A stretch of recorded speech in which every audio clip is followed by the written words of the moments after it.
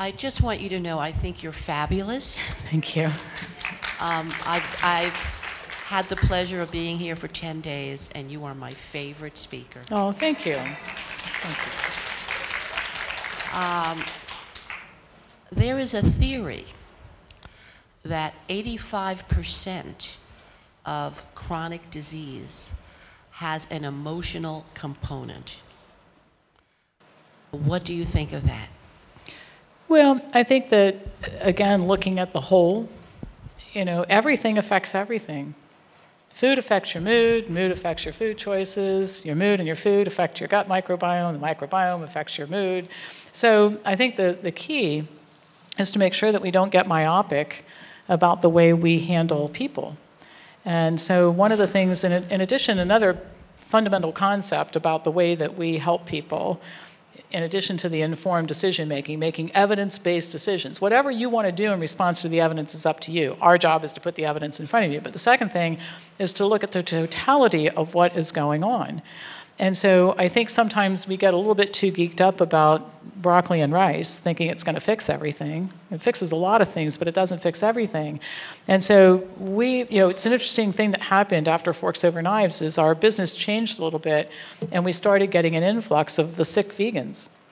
And the sick vegans, some of them were eating too many veggie burgers and, fried foods, but potato chips, but a lot of them had ignored everything but the food.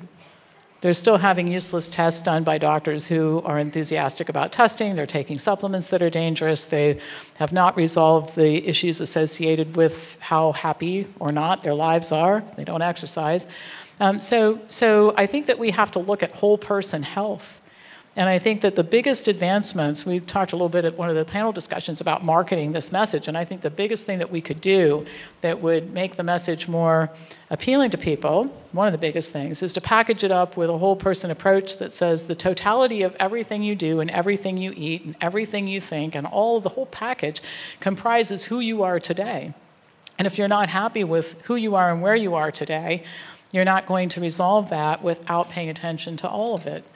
So if my current state of health and energy level and everything else, it's definitely related to the food. If I started eating garbage, it would be bad and I would feel bad pretty soon. But if I continued to eat really, really well, and I stopped sleeping well, and I stopped drinking enough water, and I stopped exercising, and I dropped out of the things that make me happy, stopped doing things that are fun with friends, and all that is it's the composite of that you see here. And just to set the record straight, people call the office sometimes, it's very funny, and they'll say to Kelly, I saw a post on Pam's Facebook page, Pam goes to the movies? Kelly goes, yeah, she does. She does all kinds of things you wouldn't believe. She goes to the movies, she reads books, she has dinner with friends. So the totality of your life is the thing we have to pay attention to, and I think the emotional component is part of it, definitely. Is there an optimal dose for exercise? Meaning, I have a friend of mine, she's a marathon runner, and I say she's overdoing it. She says I'm a lazy bum. Is there over which you don't get the benefit anymore? I think you always get benefit from more to a certain extent, and different people have different attitudes about exercise, and also you have to take into consideration, and I always use this qualifier when people ask what I do. I exercise a lot, but first of all, it helps me do 18-hour days and feel great. And the second thing is, in my great big building, I have a hot yoga studio and an athletic facility. There's no excuse for me not doing it, right? What am I going to say? The hallways were busy, I couldn't get there. So, yeah. But having said that, what I think people have to do in order to stay fit, and I'll give you a reason why this is important, I think that you've got to do a couple of good strength training sessions a week where you're working yourself to muscle failure. I think you need 3 to 4 aerobic sessions, and I don't like people mixing their drinks. This idea of 3 minutes of aerobic exercise and throw some weights around for 2 minutes, that doesn't get you anywhere. It's the new hot thing, and it'll be gone just like kickboxing is gone because everybody hurt their hips when they were doing that nonsense. So anyway, I think 2 really good strength training sessions, 3 to 4 aerobic sessions, and some yoga or stretching of some sort. And the aerobic can be cycling, elliptical, treadmill. And I'll give you my secret for treadmill. How many people hate indoor treadmill running? I used to hate it too. And then I found something to make myself do it, and it works. Okay, so I don't get a lot of opportunity to watch television, not that I really aspire to, but I found that on Netflix and Amazon Prime is a lot of these series, they're brain candy, stuff I would never take the time to watch. And so what I do is I watch these series, but the only time I'm allowed to do it is on the treadmill. So I can't watch them in between. So all of a sudden, I can't wait to get on the treadmill to see the next episode of Scandal. Brain candy, stupid nonsense, but I enjoy it. It's like vacation from reading medical journals. And so that's kept me on the treadmill. And I never stop in the middle of an episode, right? Never, because I want to see the end. So anyway, 3 to 4 aerobic, 45 to 60-minute sessions. And if you do that, and you work hard at it, like you're stressing yourself in different ways as you do this, you've got a good chance of keeping yourself in good shape. And the reason to do it is for health. The biggest reason to do it, in addition to that, is it's your ticket to independence. Because the reason why people end up in nursing homes, frailty. Frailty. Strong, muscular people do not end up in the nursing home. They can bend over and tie their shoes and make their food and reach up into the cabinet and get a glass and pick something up out of the trunk of the car.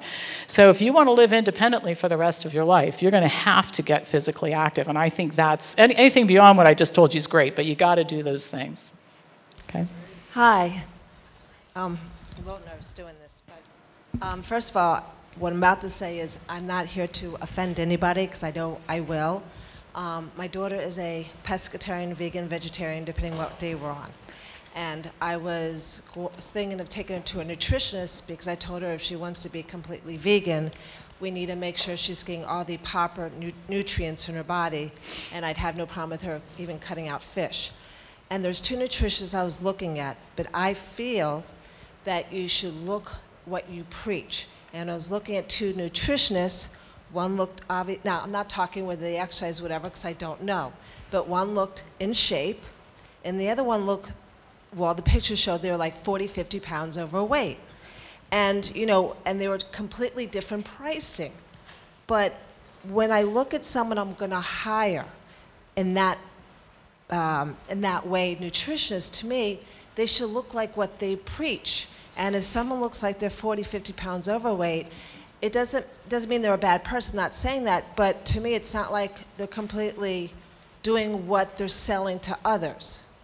So am I right in my philosophy? Am I wrong in my philosophy? Because I've spoken with both women, but I'm hesitant to hire even the one who's heavier, because to me, if you're a nutritionist and you try and get someone on these, she sells like these weight programs, then how come she is not looking on how she preaches? Well, I think and again, I'm not here to offend anyone who's overweight or whatever, but... Well, I think the first thing to look at, I think just a general statement we can make is that for those of us who expect to influence others, we should model good behavior, and we should look like we're engaging in the good behavior.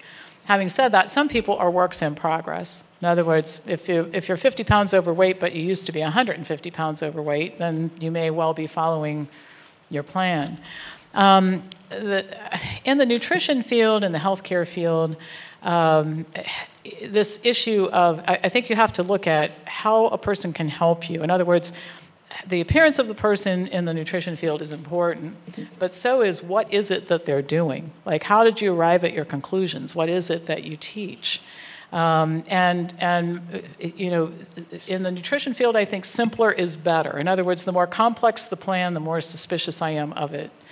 For 2 reasons. Number 1, eating is not complicated. And somebody who makes it complicated, I think sometimes is more interested in just differentiating themselves than they are being more helpful to people. This should be easy. I've said this before. 2 reasons people make changes. It'll benefit me, and I think I can do it. So if this person's promoting complicated plans and supplements and biometric testing and the whole, for crying out loud, eat plants, all right? Let's make a list of things you can eat. Even the issue with variety is ridiculous, all right? I've had people, I'll just give you an example. I had a guy in my office one time with prostate cancer. He says, I've read the stuff you've written. I don't disagree with any of it, but you don't understand. You see my food journal. I like to eat pizza and steak and all that. I said, okay, well, let's see if we can make a plan. I said, do you like bananas? Oh, yeah, I love banana. Okay, how about apples? Yep. Pears? Yep. Grapes? Yep. Found a bunch of fruit. You like corn? Oh, yeah. Green beans? Yep. Rice? Not brown rice. White rice it is then, great. How about potatoes? Love potatoes. You like baked potatoes? Yeah, I like baked potatoes. Well, we went through this whole exercise and we came up with 19 foods that he liked. I said, here's the thing, eat those. He said, just those? He said, well, I thought you had to eat kale. I said, you don't have to eat anything. You don't have to eat anything. Eat those foods. Just eat those foods if that will get you on the path to better health. And we put together a menu plan, had my dietitian put together a menu plan for eating those foods.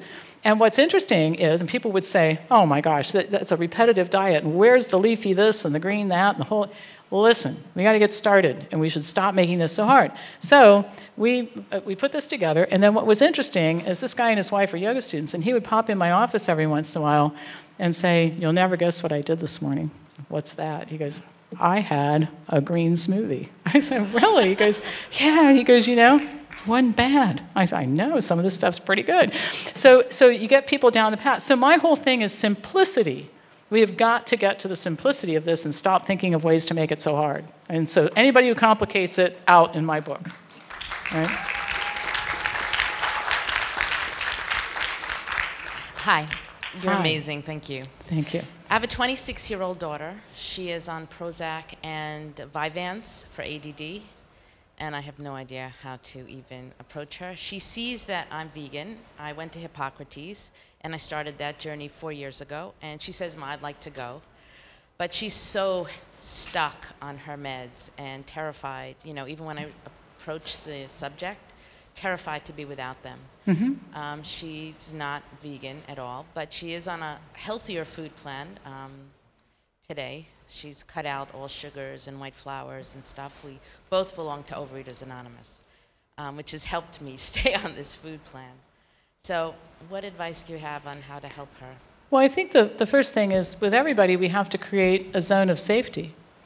Okay? So it's not a whole lot different, actually, than the guy with prostate cancer who says, I'm afraid to eat a bunch of crap I don't like, I probably won't do it, right? So then let's not do that right now. So if somebody says, I'm terrified to be without my medication, what I would say to them is, don't be without your medication.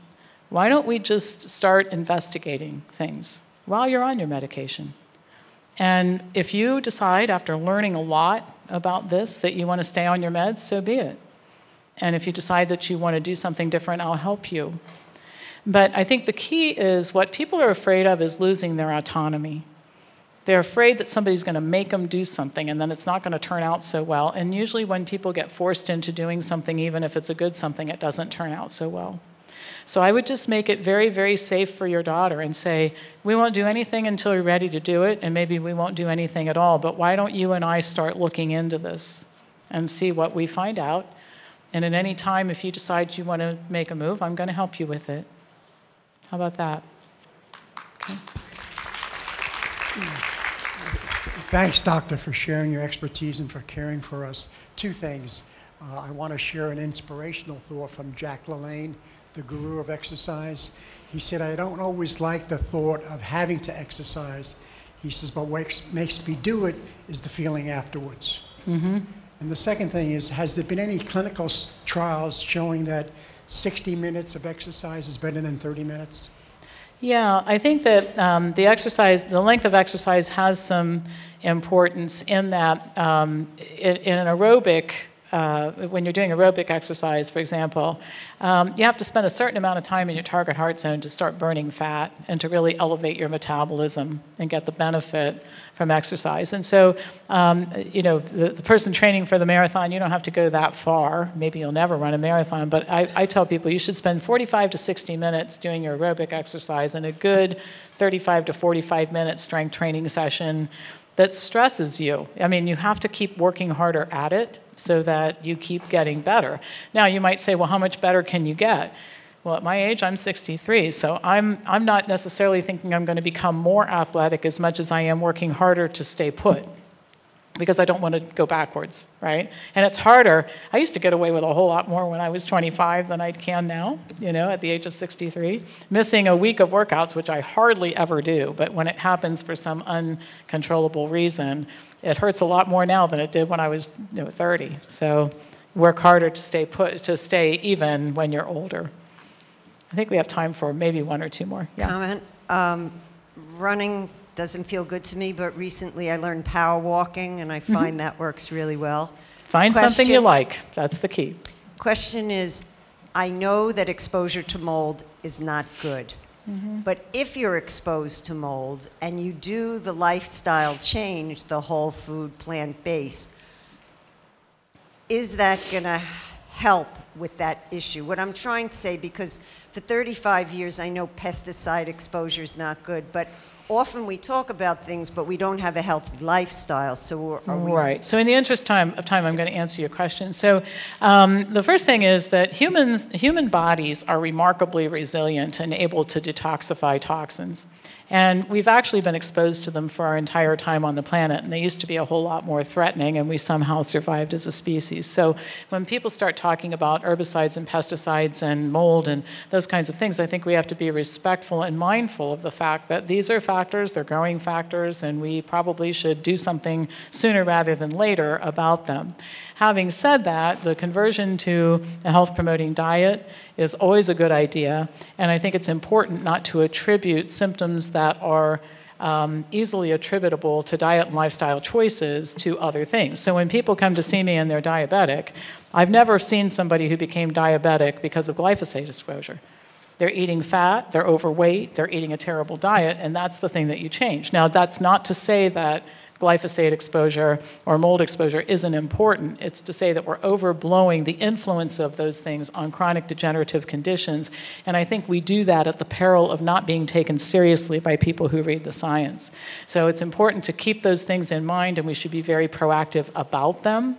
The other thing that I'll say is in the case of mold, if the exposure is severe and prolonged, sometimes that would be a good reason to visit Dr. Goldhammer's facility at True North, because we've sent several people there who were exposed to contrast dyes, too high a level in MRIs, and other such situations who have been better as a result of water fasting. So that's something to consider if the exposure has been extreme. And with that, we only have a few seconds left, so I'll use that to say thank you once again to Steve for making this possible, and for all of you for being here this morning. Thank you so much.